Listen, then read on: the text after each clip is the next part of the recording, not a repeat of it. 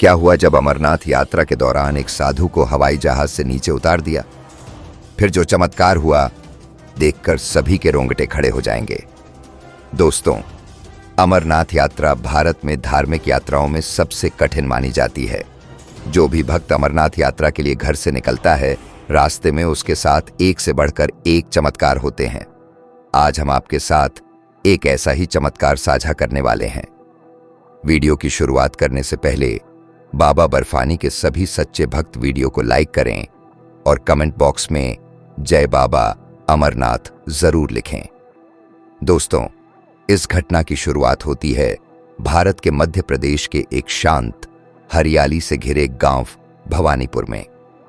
एक संपन्न किसान राघव अपनी पत्नी मीरा और 7 साल के बेटे अर्जुन के साथ रहता था। राघव के पास दौलत की कोई कमी नहीं थी।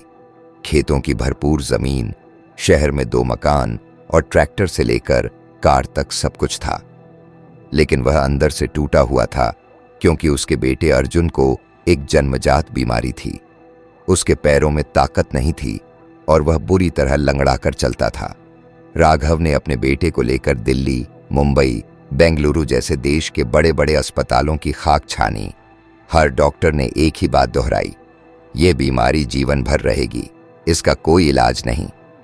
अर्जुन की तकलीफ देखकर मीरा हर रात आंसू बहाती। उसकी आंखों में यह सवाल हमेशा तैरता रहता कि भगवान ने हमारे बेटे के साथ ऐसा क्यों किया। अर्जुन बेहद समझदार बच्चा था। उसे एहसास था कि उसके माता पिता उसकी बीमारी से टूटते जा रहे हैं, लेकिन वह कभी शिकायत नहीं करता। वह खामोश रहता, मां के आंसू चुपचाप अपनी उंगलियों से पोंछ देता, पिता को देखकर मुस्कुरा देता। लेकिन उसका बचपन रेंगते हुए बीत रहा था।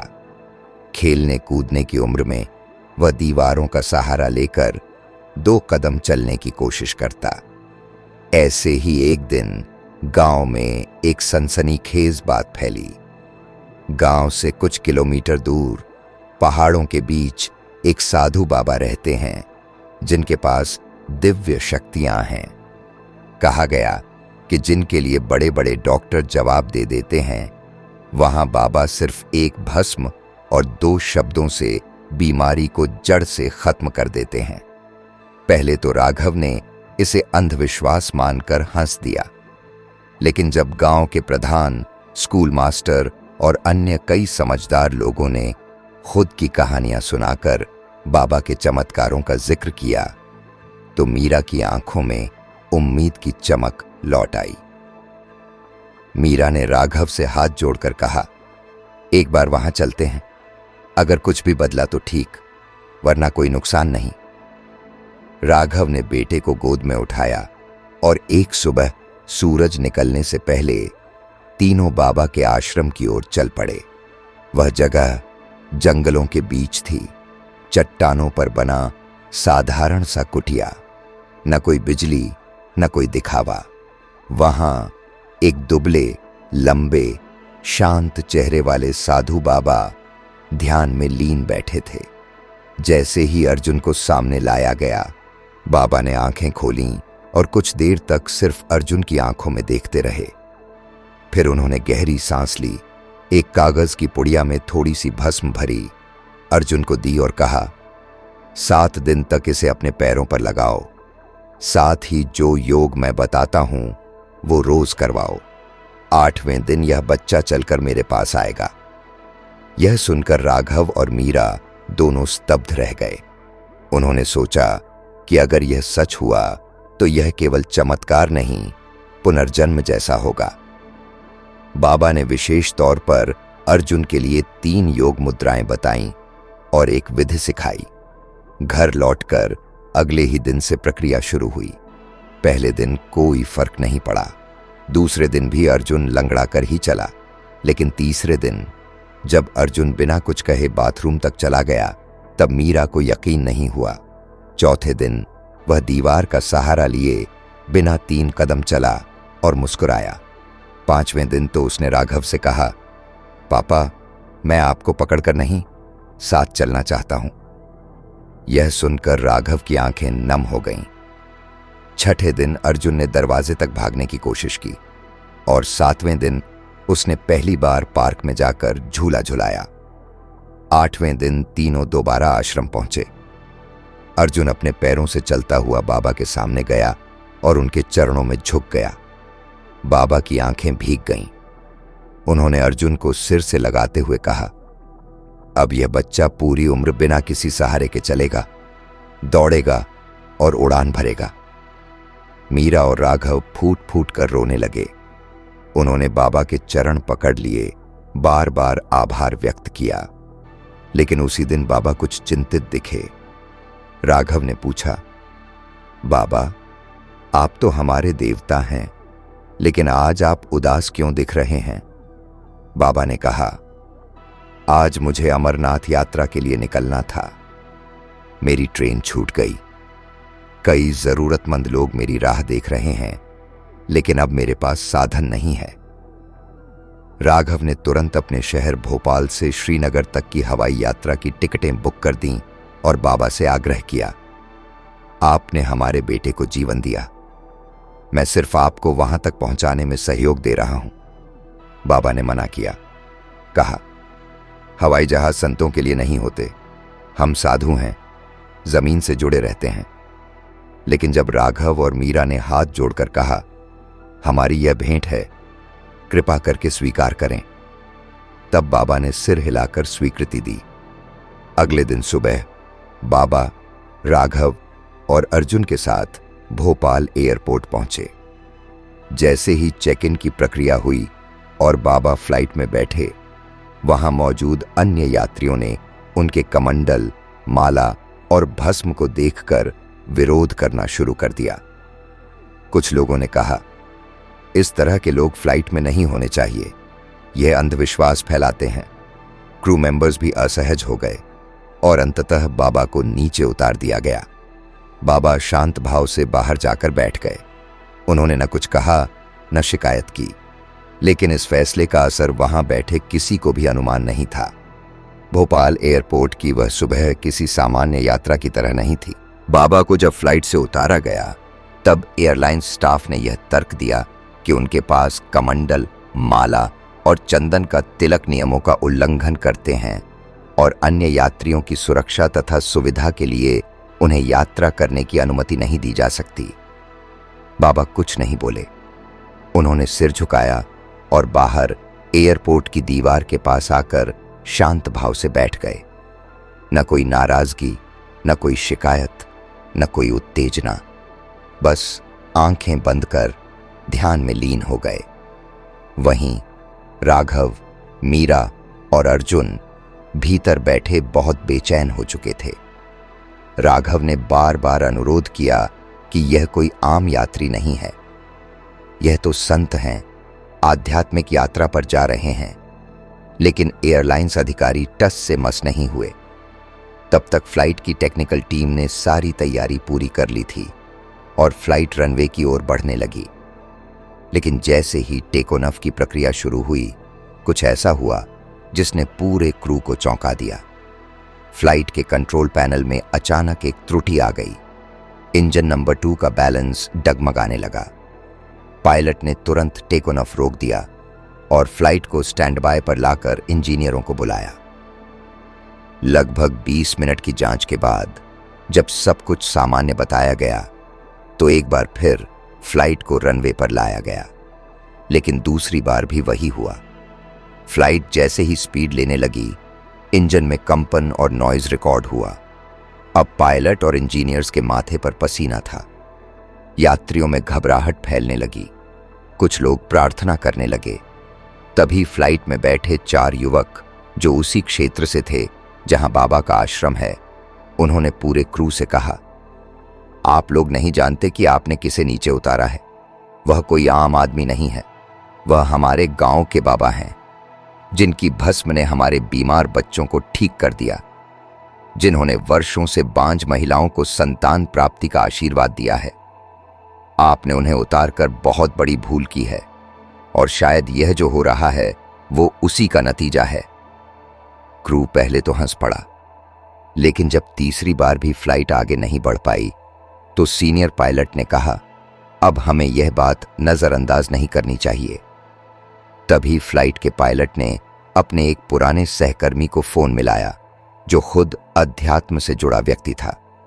उसने सिर्फ एक बात कही, यदि कोई संत खुद शांत होकर नीचे बैठा है और ऊपर उड़ान में बार बार अड़चन आ रही है तो यह केवल तकनीकी नहीं, आध्यात्मिक संकेत है। अब पायलट और एयरलाइन अधिकारी खुद बाबा के पास पहुंचे, हाथ जोड़कर माफी मांगी और उन्हें दोबारा फ्लाइट में आमंत्रित किया। बाबा ने कुछ नहीं कहा, सिर्फ उठकर चुपचाप उनके साथ चल दिए।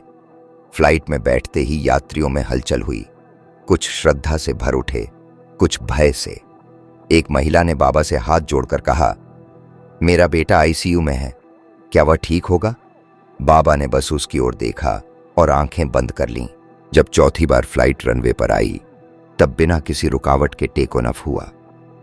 पायलट ने बाद में रिकॉर्ड में लिखा, ऐसी स्थिर उड़ान मैंने वर्षों में पहली बार देखी। फ्लाइट हवा में थी, लेकिन भीतर बाबा की उपस्थिति ने जैसे एक ध्यानमय माहौल बना दिया था। कई लोग अपनी जगह पर बैठकर आंखें बंद किए हुए थे, कुछ बच्चे उनके पास जाकर बैठ गए। एक बुजुर्ग यात्री ने रोते हुए कहा, मैंने अपनी पत्नी को कैंसर से खोया, क्या भगवान मेरे से नाराज हैं?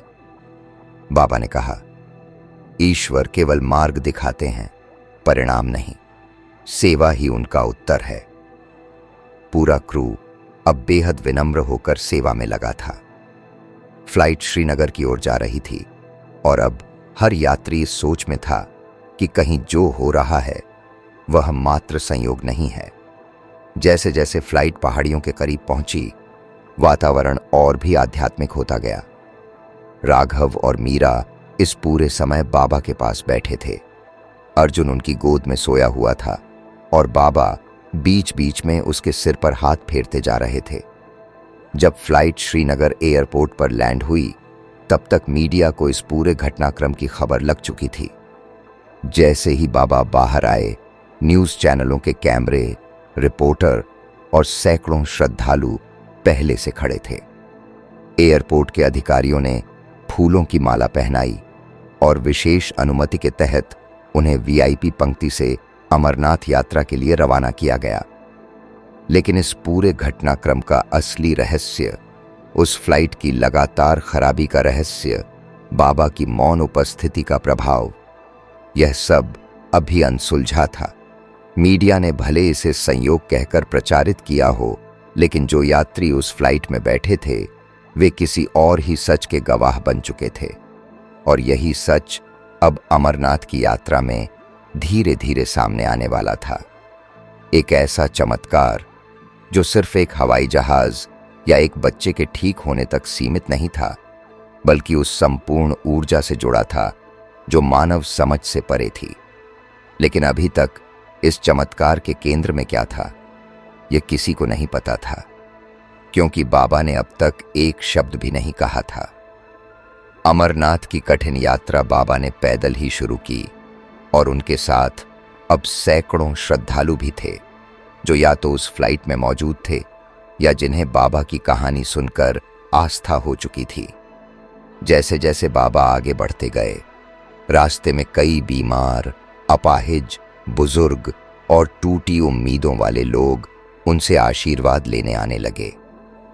बाबा किसी से कुछ नहीं पूछते, बस आंखें बंद करके कुछ क्षण मौन बैठते और फिर उस व्यक्ति को भस्म या कुछ मंत्र देते। और जो भी उनके पास आता, उसकी आंखों से लौटते वक्त पानी नहीं, उम्मीद बह रही होती थी। बाबा के पैरों के नीचे की बर्फ भी जैसे पिघलने लगती थी, हवा ठहरने लगती थी, पेड़ झुकते हुए प्रतीत होते थे। यह कोई आम यात्रा नहीं लग रही थी। पूरे रास्ते श्रद्धालु उनकी मौन उपस्थिति में एक अजीब सी शक्ति महसूस कर रहे थे। बाबा दिन में मुश्किल से 2 बार कुछ फल खा लेते और रात को अकेले ध्यान में बैठ जाते। एक दिन यात्रा के दौरान एक ऐसा मोड़ आया जहां बर्फीला तूफान अचानक आ गया और आगे की चढ़ाई बंद कर दी गई। प्रशासन ने सारे यात्रियों को एक अस्थायी टेंट में रोक लिया। लेकिन बाबा तब तक आगे बढ़ चुके थे। सबको लगा कि बाबा अब सुरक्षित नहीं होंगे, लेकिन 2 दिन बाद जब रास्ता खुला और लोग आगे बढ़े तो उन्होंने देखा कि बाबा एक चट्टान पर ध्यान मग्न बैठे थे और उस क्षेत्र में ना तो बर्फ गिरी थी, ना तूफान आया था।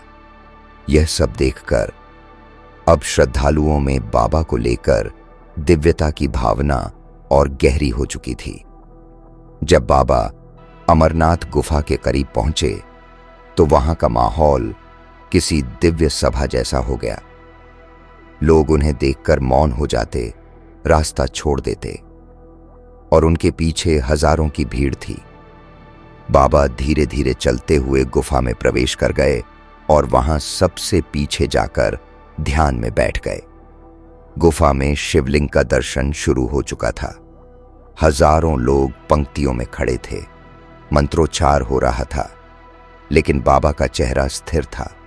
न मौन टूटा, न मुद्रा बदली। और ठीक उसी समय दोपहर के करीब अचानक गुफा में बिजली जैसी तेज रोशनी फैली और हवा रुक गई। सब कुछ जैसे थम गया था। शिवलिंग की ऊपरी सतह पर तेज नीली चमक उठी और कुछ पल बाद उस गुफा के अंदर बैठे सभी श्रद्धालुओं को एक ही झटका महसूस हुआ। एक अजीब अव्यक्त कंपन पूरे शरीर में दौड़ गई और फिर सबने देखा कि शिवलिंग से ठीक ऊपर एक हल्का सा धुएं जैसा उजास उठ रहा है और धीरे धीरे बाबा की ओर बढ़ रहा है। बाबा की आंखें अब भी बंद थीं। लोगों ने देखा कि उस धुएं जैसी दिव्य रोशनी ने बाबा के पूरे शरीर को ढक लिया और कुछ पल के लिए ऐसा लगा कि बाबा वहां नहीं हैं, केवल रोशनी है। फिर बाबा ने धीरे से आंखें खोलीं और पहली बार गुफा में कुछ बोला।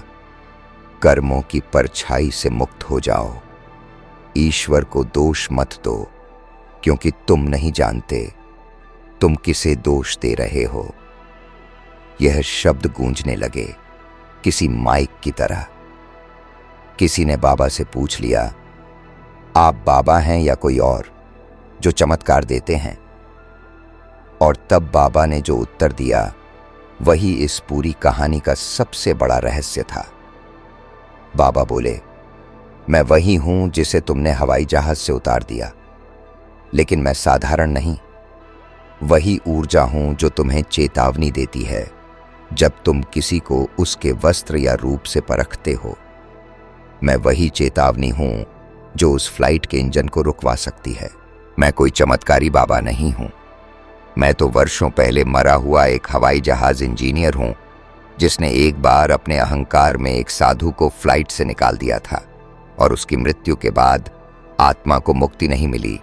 तब भगवान शिव ने मुझे इस रूप में पुनर्जन्म दिया ताकि मैं अपने कर्म सुधार सकूं और जिन यात्रियों ने मेरी गलती दोहराई उन्हें उनके विश्वास के द्वारा बचा सकूं। पूरे गुफा में सन्नाटा छा गया। लोग समझ ही नहीं पा रहे थे कि उन्होंने अभी क्या सुना है। बाबा ने आगे कहा, अर्जुन, वह बच्चा मेरे पुराने जन्म का कर्म था। मेरी आत्मा ने उसे पीड़ा दी थी जब मैंने उसके जैसे एक बच्चे को इंजीनियर के रूप में एक दुर्घटना में लाचार कर दिया था। अब जब वह चलने लगा है तो मेरी आत्मा शांत है। बाबा ने यह कहकर आंखें मूंद लीं और 2 आंसू उनकी पलकों से नीचे बर्फ पर गिरे। तभी शिवलिंग की बर्फ अचानक अपने आप थोड़ी सी पिघल गई और वहां एक गूंज हुई, शिव स्वयं अपने भक्तों की परीक्षा लेते हैं। इसके बाद जब लोगों ने दोबारा बाबा की ओर देखा तो वहां कुछ नहीं था, न बाबा न उनके पद चिन्ह। वहां केवल एक ताजगी से भरी हवा, एक दिव्य गंध और लोगों की गालों पर बहे आंसू थे। राघव, मीरा और अर्जुन वहीं खड़े थे, स्तब्ध। अर्जुन बोला, मां, वो बाबा मुझे देख रहे थे जब मैं खेल रहा था। वो अब भी यहीं हैं। और उसी क्षण आकाश में एक उजली रेखा कौंधी, जैसे कोई आत्मा ऊपर जा रही हो। इस पूरी घटना के बाद अमरनाथ प्रशासन ने उस दिन को शांति दिवस घोषित किया और वह गुफा अब हर साल विशेष रूप से खुलती है, उस दिन जिस दिन बाबा का प्रकट रहस्य सबके सामने आया था। इस कहानी का अंत नहीं, यह तो एक नई शुरुआत थी जो यह बताती है कि कभी कभी जिनका हम अपमान करते हैं वही शक्ति बनकर हमें बचाती है, और यह कि सच्चा चमत्कार वह नहीं जो दिखता है, बल्कि वह है जो भीतर से आपकी आत्मा को हिला दे और जीवन को बदल दे। एक साधु, एक उड़ान, एक गुफा, तीनों ने मिलकर जो कथा रची वह अब इस धरती पर पीढ़ियों, और दोस्तों यही है जीवन का सबसे बड़ा सच। कभी किसी की वेशभूषा, स्थिति या हालात देखकर उसके भीतर छुपी दिव्यता को कम मत समझो। कौन जानता है कब कोई बाबा, कोई राहगीर, कोई आम सा दिखने वाला व्यक्ति तुम्हारे जीवन का सबसे बड़ा चमत्कार बन जाए। इसलिए विश्वास बनाए रखो, सेवा करते रहो और जीवन में हर उस इंसान का सम्मान करो जिसके भीतर सांसें चल रही हैं, क्योंकि हर सांस में ईश्वर का अंश छुपा है। अगर आपको यह कथा दिल से महसूस हुई हो तो जय बाबा अमरनाथ लिखकर हमें बताएं कि आप भी इस चमत्कारी यात्रा का हिस्सा हैं। वीडियो को दिल से लाइक करें और जरूर शेयर करें ताकि यह संदेश, यह श्रद्धा और यह सीख हर दिल तक पहुंचे। हर हर महादेव। जय बाबा अमरनाथ।